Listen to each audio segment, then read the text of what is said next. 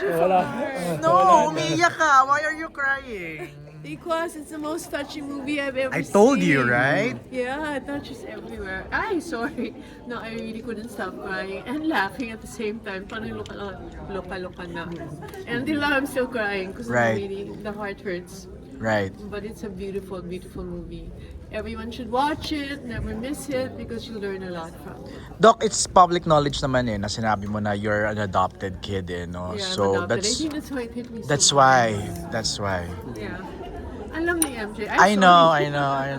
Vice, anong pakiramdam mo na na-touch niyo yung... Sabi, pagpasok ko, sabi ko agad, sorry na. Kasi she couldn't stop crying. Iyak, luha. Umiyak ka naman, Bagsak ang luha. Ayan, hindi talaga siya. No, because I'm adopted, right? So really the question is my biological mom the more important one, or is it the one who raised you? Obviously, it's someone who raised you. That's really your mom. So you were the mom, and then for the child to be taken away from you, parang I would have died if that happened to me. Sa akin naman, ang daming moments din sa movie. Tapos, naalala ko kasi meron kami naging conversations before nung family ni Bex. So this one is about being a father. Tapos parang yung argument ko parang what really makes a mom a mom. Yun din parang nakarelate ako. Kahit dinidistract ko na nga sarili ko, napaluha-luha pa rin ako. Kasi naalala mo yung time yun. Yeah. Sabi ko, He had to justify. hindi, yung pagiging dad, hindi naman yung pagiging tatay, hindi naman yan porque ikaw yung biological tatay. Nandiyan ka ba pagka nagkasakit na? Nandiyan pa yan pag kinasal ka. Pag gumadulit yan, nandiyan ka pa ba pag kinasal na yan? Sa mga panahon kailangan yung kanya. Nandiyan ka pa. So ang ganda nung line mo na sinabi mo, hawak mo siya ng 9 months, pero inaruga mo siya ng 10 years. Di ba? Ang Ganun yun eh. Wala nang sagot ulit. Galing. Ang tagal ko na kaibigan si Hayden, pero ngayon ko lang siya nakita. nakitang ganyan yung mata niya. He's a happy person eh. He's always smiling, always positive. Pero ngayon ko lang nakita yung ang kintab-kintab ng mata niya. Pogi ako pag kumikita. So gusto ni Vix pag umiiyak ako. Vice, Kaya lagi kitang pinapaiyak. Vice, every time I interview singers, I always tell them, or we always have this conversation that Singers? once the music is out, it's no longer theirs. This movie is like that. Na parang, now that it's out, it's no longer your story. It's their story. Pride ko yun pag inangkin siya ng maraming tao. Pag sinabi nilang, this is my story now. This is our story now. Because that is our goal. Na yung sinusulat nga namin yung monologue, lalo na specifically dun sa hospital scene, yung confrontation namin ni Nadine. Sabi ko, yung words na sasabihin ko rito, kailangan kailangan pag pinanood mo, sasabihin mong, ako yon, sinasabi ko yon. Dapat hindi siya si Twinkle lang. Dapat lahat ng nanonood sasabihin niya, ako yan, sinasabi ko yan. Yan yung salita ko, yan yung nasa isip ko, o yan yung hindi gusto kong sabihin na hindi ko nasasabi. Kailangan maging kanila yon eh. Kaya pag inangkin na ng ibang tao yung pelikula at yung istorya, ibig sabihin nagtagumpay kami dun sa purpose at sa goal na. Babalik lang ako, the very first time I interviewed you about this, you said, this will be a classic. Do you feel it now? Yeah. We agree. Yeah. Sa papel pa lang, alam ko na this is gonna be a classic. Tapos nung nung ginagawa na namin, tapos nung napanood ko na yung final edit, sure sabi ko, this is a classic. This is a classic movie. It is going to be timeless. The concept, the story, timeless talaga siya. Universal siya. Tama. Kahit siguro in the next generations, pag pinanood to, it's the same emotions pa rin ang mararamdaman.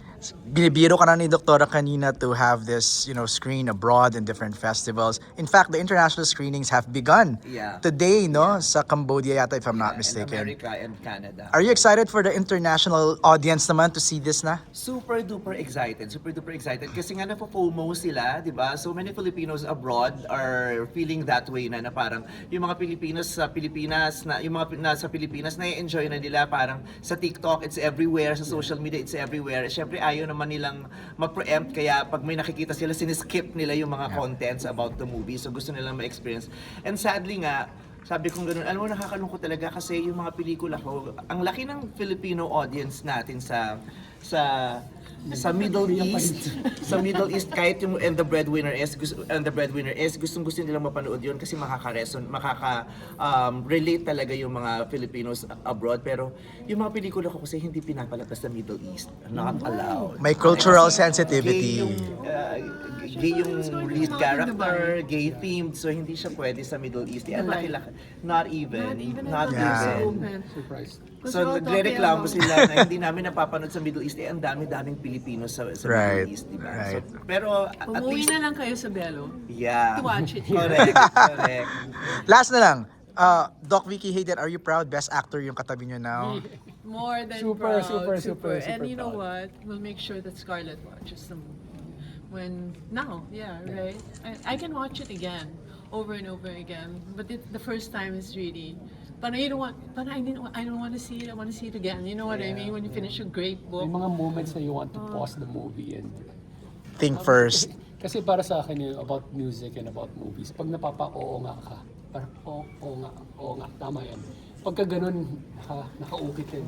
Yeah. So maraming moments na oo nga, pero gusto mong i-pause sandali kasi gusto mong isipin, mag-contemplate Namnamin. mo. Alam mo yun, Yeah. i-digest mo talaga. So kailangan panoodin mo paulit-ulit. Mas marami akong naririnig na yung sumunod na chance na mapanood nila yung pelikula, super iyak pa din sila. Tapos marami silang ibang eksena na didiscover nila na mas tumutusok na sa kanila. Parang, oh my God.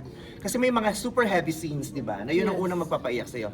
The next time around, yung mga silent scenes, yun na yung, oh my God, hindi ko masyado napansin yun noon, pero ang sakit pala nito. Katulad ako, pang walong beses ko nang pinanood kanina. Iba na yung iniiyak ko. Ang iniiyak ko na ngayon, Disneyland. Sabi ko, ang sakit pala yung finale sa Disneyland, Yeah. May question ako for you. Ano dun, siyempre, movie mo yan, maraming beses mo napanood. Pero ano yung pinaka-paborito mong moment dun?